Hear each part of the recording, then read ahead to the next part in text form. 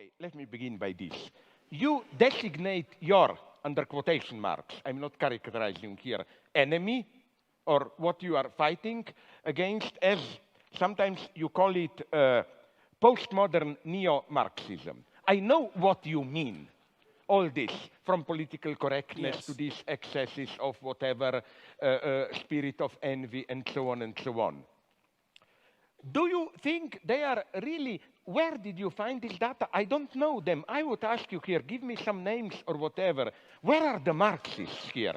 I don't know any. I don't, who is a Marxist here? Well, show me any big names of political correctness. Well, I think they fear like a good vampire fears garlic. This is why the criticism is helpful. I also think that it might, I think of a lot of things. The first thing I think is that we actually do have an ideological frame. Myself and Alicia in particular are trained organizers. We are trained Marxists. We are super versed on sort of ideological theories. And I think that what we really try to do is build a movement that could be utilized by many, many Black people. Well, I mean, organizations like Jonathan Haidt's, what's it called? Heterodox Academy, and other organizations like that have documented an absolute dearth of conservative voices in the social sciences and the humanities, and about 25%, according to the what I think are reliable surveys, approximately 25% of social scientists in the US identify themselves as Marxists. And so there's that. But where are the results? Okay, but can you name me one? I know a couple of Marxists. For example, who does very solid economic work. I don't totally. David Harvey. One, but he writes very serious books of economic analysis and so on and so on. Then there is the old guy who is far from simplification, Frederick Jameson and so on, but they are totally marginalized today. In this politically correct mainstream, you know, I don't see. Well, yeah, your question seemed to me to focus more on the peculiar relationship that I've noticed and that people have disputed between postmodernism and neo-Marxism. And I see the connection between the postmodernist types and the Marxists as a sleight of hand that replaced the notion of the oppression of the proletariat by the bourgeoisie as the oppression by one identity group by another. Totally agree with you. Okay, so so now look, we could but have. But that's precisely a non-Marxist gesture par excellence. Well, that's the I guess that's where we might have a dispute, because I think what happened, especially in France in the 1960s, is as the radical Marxist postmodern types like Derrida and Foucault realized that they were losing the moral battle, especially after the information came out of the Soviet Union in the manner that it came out. That the whole bloody Stalinist, the whole Stalinist catastrophe, along with the entire Maoist catastrophe, that they didn't really have a leg to stand on.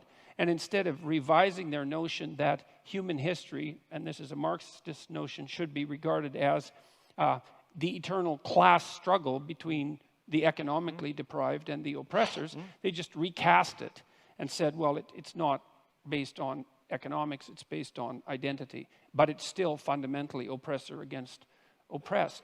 And to me, that meant that they smuggled the fundamental narrative of Marxism and many of its goals back into the argument without ever admitting that they did so. Now, I've been criticized, for this supposition, because people who are postmodernists say, look, one of the hallmarks of postmodernism is skepticism of meta-narratives. It's like, I know that perfectly well.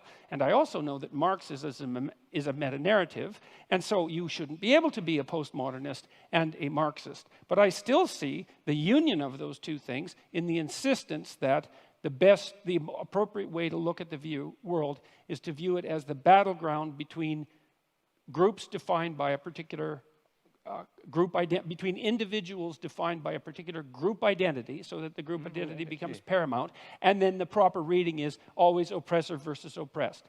With a secondary insistence that's very similar to Marx's insistence upon the moral superiority of the proletariat, that the oppressors are by definition, because they're oppressed, morally superior. And there's the call for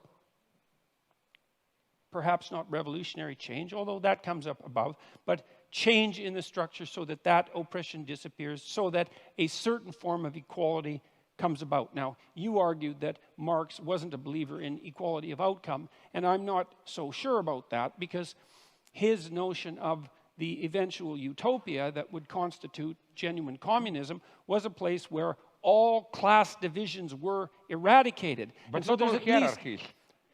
Well, there's at least an implication that the most important of the hierarchies had disappeared.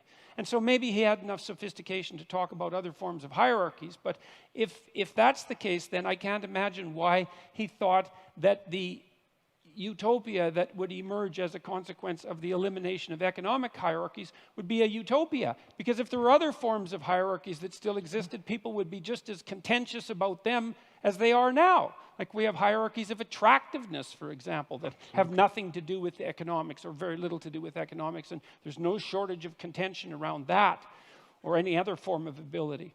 And so that's why I associate the social justice types who are basically postmodernist with they're postmodernist with Marxism. It's the insistence that you view the world through the narrative of oppressed versus oppressor. And I think it's a catastrophe. I think it's a catastrophe. And you appear to think that it's a catastrophe as well. Just one sentence. Where are the Marxists here? I don't know any. Who is a Marxist here? We are trained Marxists.